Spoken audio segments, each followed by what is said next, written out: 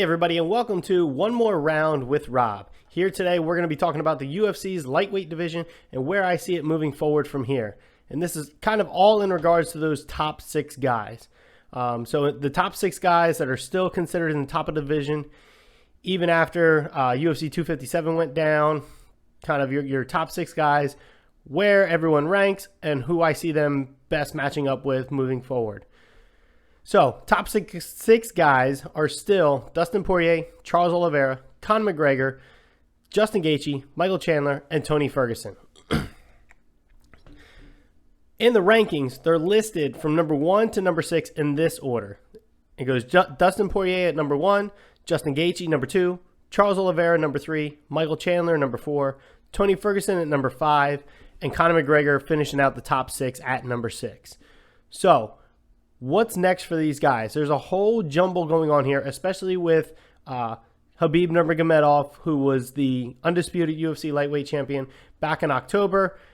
He retired. He lost his dad to COVID over the summer, and his dad was one of his main coaches throughout his whole career. And so he made a promise to his mother that he wouldn't try to go for another fight after his fight in October. He had already been in camp. He had promised his dad he was going to do the fight, so he wanted to at least follow through with the fight. And then he promised his mom, hey, after this, we're done. I know I promised dad that we'd get to 30-0 and be done, but without dad, I don't want to do it. And his mother didn't want him to fight without his father either. So he was respecting her wishes and said, that's fine, I'm done. There's been speculation that he may come back. Dana White has tried probably everything he can think of to get Khabib to get back in the octagon to try to go for 30-0. Khabib is not a fan of it, and so at this point in time, it seems like only a matter of time before he ends up vacating the title. So what's next for these top six guys now? With Khabib out of the picture, we have to have a new lightweight champion. The UFC has not yet said that they're going to strip Khabib of the title. I don't think that they want to strip him, so to say, of the title. I think they more or less want him to say, hey, I'm done. I'm done. I'm vacating the title. Move on with the division. So there's kind of a juggling of what's going to go on with these top six guys. And in my opinion, the UFC has two different ways they can go with this. They can go with the better business way, meaning the way that I think will potentially earn them the most money off of the fights, or they could go the way based on who has the best merit to warrant a UFC Lightweight Championship match, even for a vacant title. Now, I will admit some of these guys that even though how I think they should match up, some of these guys have lost to their opponent already in the past, but even still, I think that would still be the best matchup for how the division is kind of jumbled and stacked at the moment. So what we're going to do is I'm going to break down both ways that I just kind of laid out to you guys, either the better business aspect of it for the UFC or the better merit. So we're going to move on to the better business decision. Now, all of these fights are going to be between guys that are in the top six. So it's going to be, guys, the Dustin Poirier to Conor McGregor. These are the guys that I matched up, how I think they should match up in both better business and merit choice. So to start off with the better business choice, I have Tony Ferguson versus Justin Gaethje, Michael Chandler versus Charles Oliveira in a number one contender fight for the UFC Lightweight title, and then Dustin Poirier versus Conor McGregor for the vacant UFC Lightweight Championship. Again, this is the better business choice, not one that I think is the better merit choice, which I'll go over in a couple of minutes here. So, Tony Ferguson versus Justin Gaethje.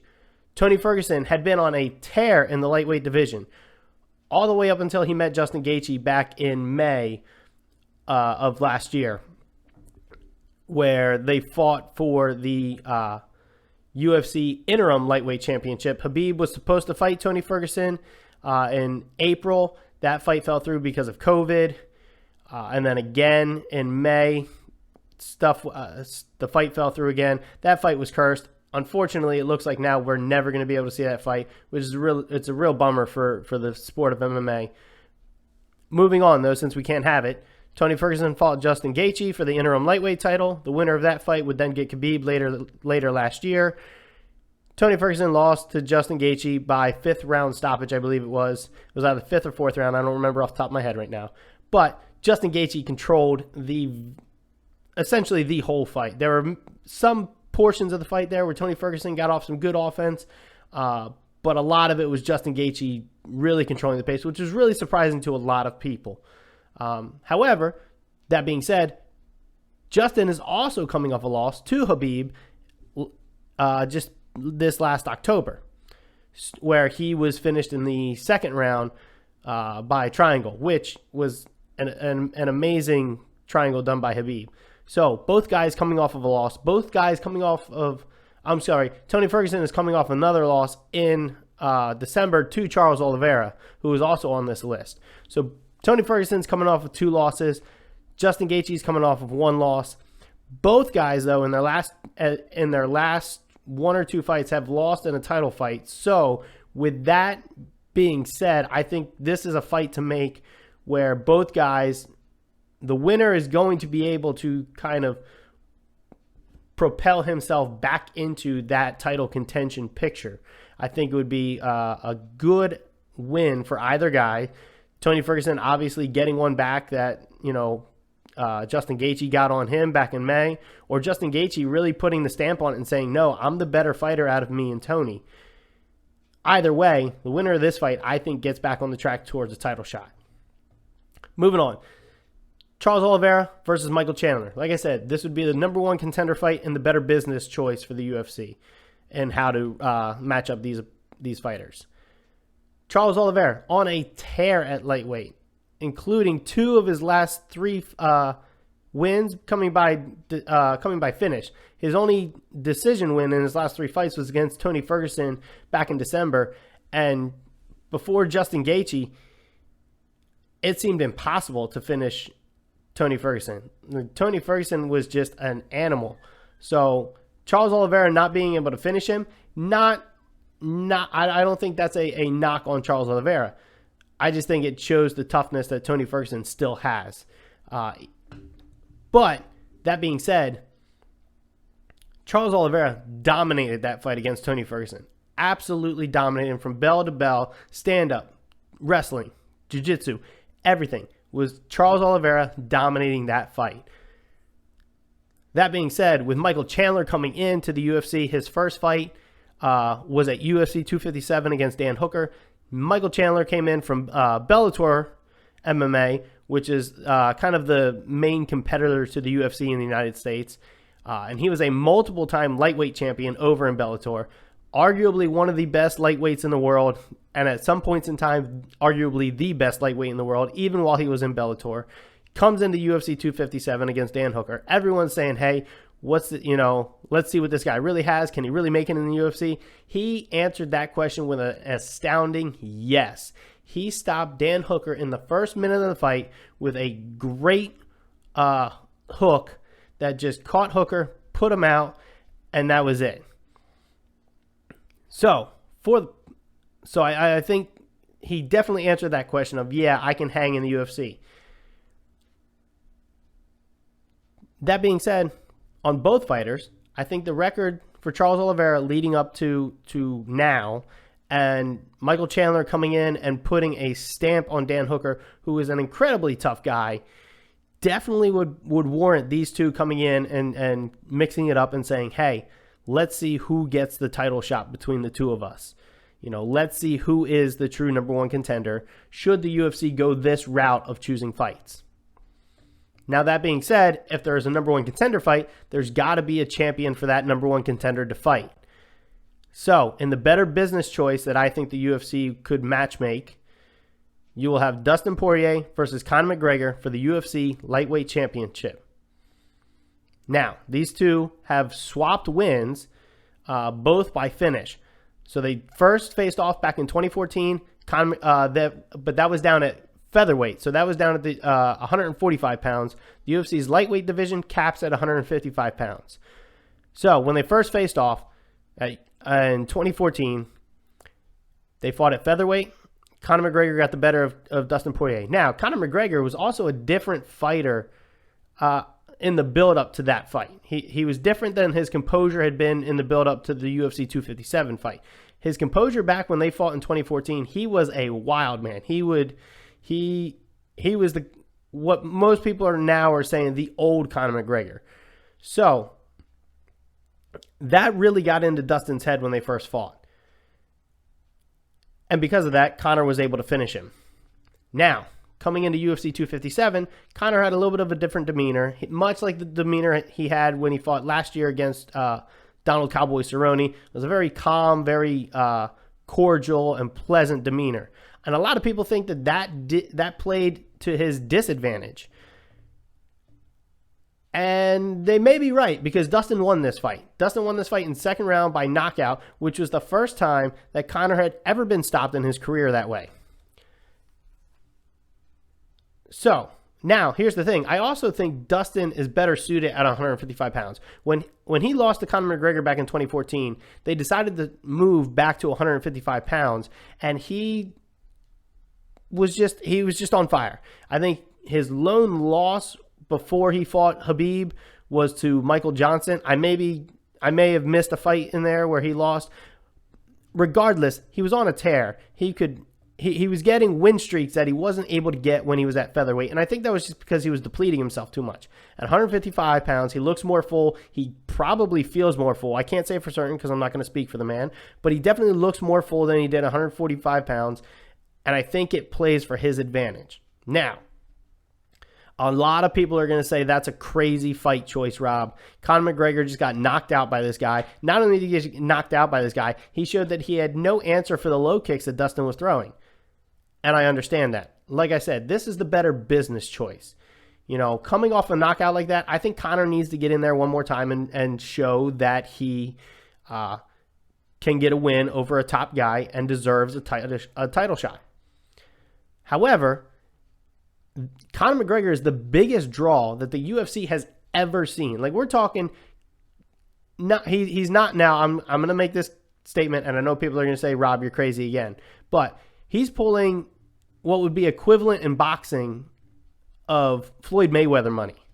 When you look at the two, they are the biggest draws in their respective sports. Conor McGregor is essentially the Floyd Mayweather of MMA. Whenever he is on a card, people buy, and a lot of people buy. So this is the biggest draw that the UFC could make, especially since these guys are 1-1. Conor won the first fight.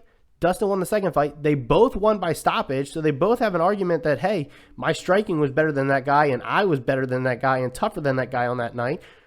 So now, we go into a trilogy fight. It's the rubber match. Who's really the better guy?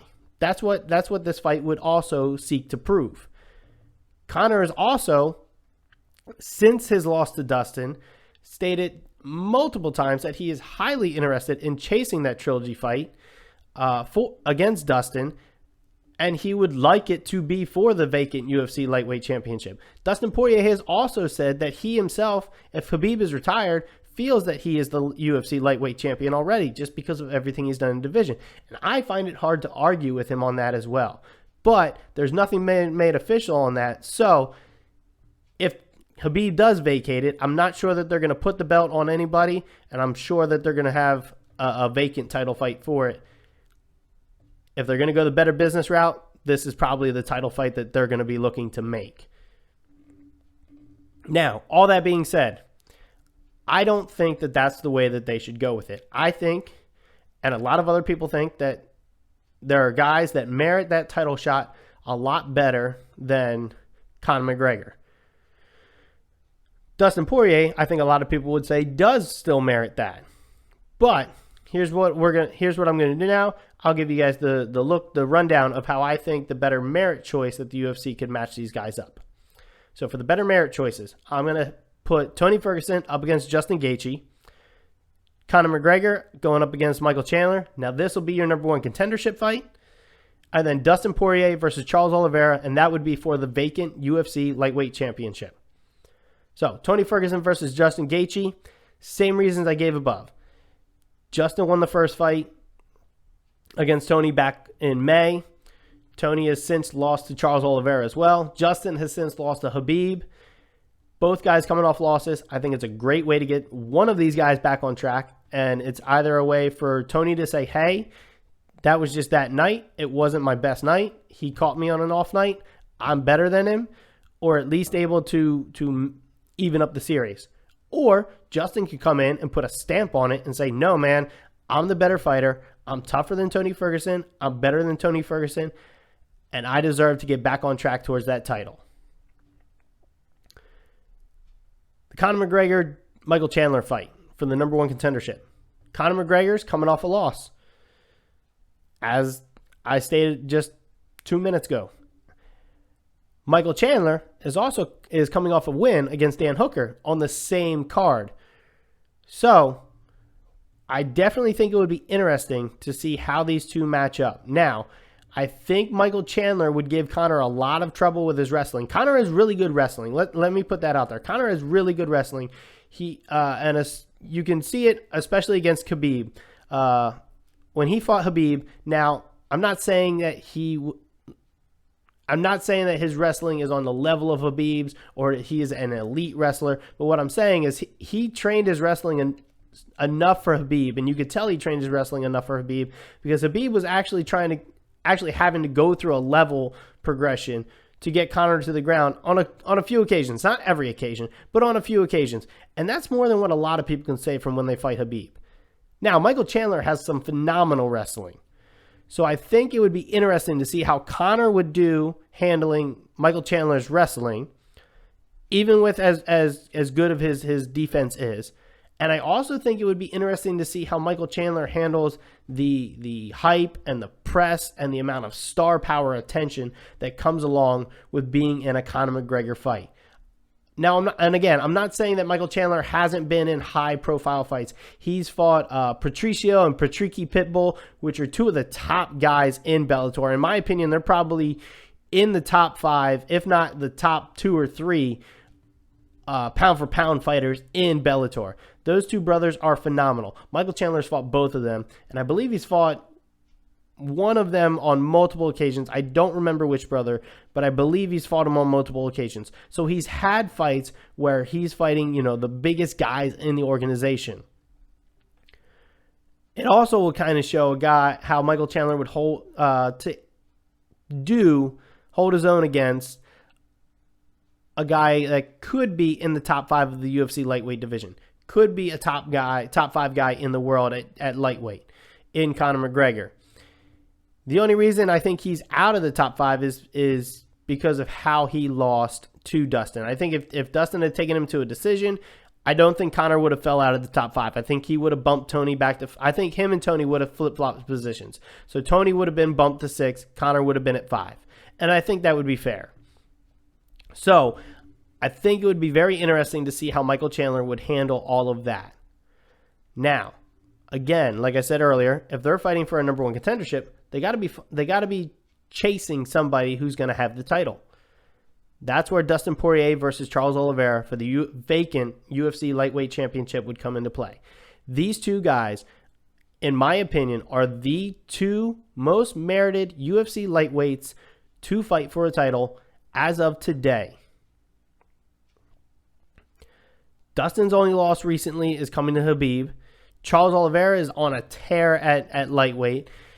It seems like these two are kind of on a collision course towards each other, but it's a very gradual one. It's been a very gradual one, and I think it stays a very gradual one unless the UFC says these two deserve a title shot next, regardless of if it's vacant or not. And like I said, I think it's going to be vacated. So if it comes down to these two being up for the next title shot and the title's vacated, these two are a clear-cut merit choice to be in the vacant UFC title fight. Now, how would they match up? So Charles Oliveira has some great jiu-jitsu, fantastic jiu-jitsu. Dustin Poirier, also very good jiu-jitsu. Where I think the difference would come into play is I think Charles Oliveira may have a little bit more of a better kicking style, so more of a kickboxing style than Dustin Poirier. Dustin Poirier can have kicks. He proved that in the Conor McGregor fight back at UFC 257 on January 23rd. He absolutely blasted Conor McGregor's legs from bell to when he finished him. So he definitely has some kicks. And those guys down in the American Top Team in Florida, they train those calf kicks phenomenally.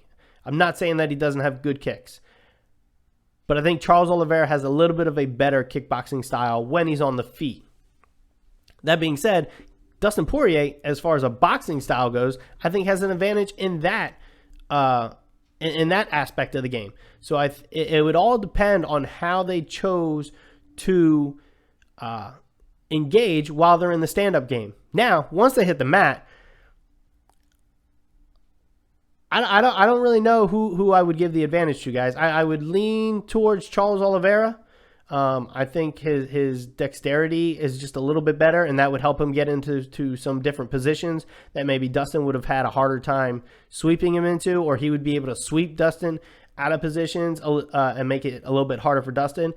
But Dustin could catch him too. Dustin has really good jiu-jitsu as well. So I think it would all just be based on who could get the better position, who could hold it, and who could kind of coax their opponent into the position that they want them to be in, and then get the submission for the finish. If it goes to a decision, I would have to lean towards Dustin Poirier on this one. Dustin has a very good reputation of being able to pull out decisions, of being able to dig deep in the 4th and 5th round to pull out that decision. I mean, you look at his fight last year against Dan Hooker. That fight was a absolute barn burner from the second go. I mean, there were times where it looked like Dan Hooker was going to finish Dustin Poirier, and there were times where I thought Dan Hooker was going to finish Dustin Poirier. Dustin found a way to survive. Dustin got to the 4th and 5th rounds, and Dustin just took over the fight and just controlled him and just let Dan Hooker know, like, I'm the man. If you want to get to the top, you got to go through me. And he actually said something similar to that at the end of the fight. Dan Hooker was saying before the fight he was kind of looking past Dustin, and Dustin told him, he was like, "Oh yeah, you're going to go fight Khabib next? Oh, you're going to fight? Nah, man, I'm top dog still." Something along those lines, not those exact words, but something along those lines. So Dustin Poirier, in my opinion, is still a top dog in the UFC lightweight division, only behind Khabib. But if Khabib vacates, Dustin's top dog, and I think he's top dog because he finds those ways to win those 4th and 5th rounds when they really count. So when those first 3 rounds are close, Dustin Poirier says, hey, 4th and 5th rounds, I'm going to make sure it's not close. And I'm going to make sure that I know, the judges know, and everyone watching this thing knows that I'm the better fighter. I can dig deeper more than you can. So what the UFC is going to do, I don't know. At this point, I don't think anyone really has any good insight on what the UFC is going to do. But if they go to better business choice, like I said, Tony versus Justin, Charles Oliveira versus Michael Chandler, Dustin versus Conor in the trilogy. For the vacant UFC lightweight title, the Michael Chandler-Charles Oliveira fight would be for the #1 contendership. If they go based on merit, I still think you go Tony Justin just to get one of those guys back on a winning track. You go Michael Chandler, Conor McGregor for the #1 contendership fight. We'll see how Conor does with Chandler's wrestling. We'll see how Chandler handles a lead up to a Conor fight. And then based on merit, you have to go Dustin Poirier, Charles Oliveira for the vacant UFC lightweight championship. And I think that's the only way that the UFC could make a legitimate lightweight championship fight and put aside whether or not they're going to make the most bang for their buck on the pay-per-view side of it. Which, again, if they wanted to make the most bang for their buck on the pay-per-view side of it, they go Dustin Conor in the trilogy for the vacant title. Merit choice, they go where they put that profit aside, or that overflow of profit to the side, at least a little bit for the time being, and they go Dustin Charles to make it legitimate, in my opinion, UFC lightweight champion. That's my thoughts on it, guys. Let me know what you think in the comments below. Thanks for tuning in. Make sure you like, share, subscribe. The Instagram page is up and going, so I have some posts and videos up there. I'm going to get the Facebook page going here shortly. So head over there, like and follow those pages. And also, let me know if you guys have anything that you want me to talk about. If you say any cards or anything coming up, let me know about it. Like I said before, I'll take a look at them. I'll give you guys my breakdown on the show. I'm going to try to start getting onto a routine of recording these guys and getting them out to you guys. Next week, I have some scheduling conflicts with the days I was going to start doing that.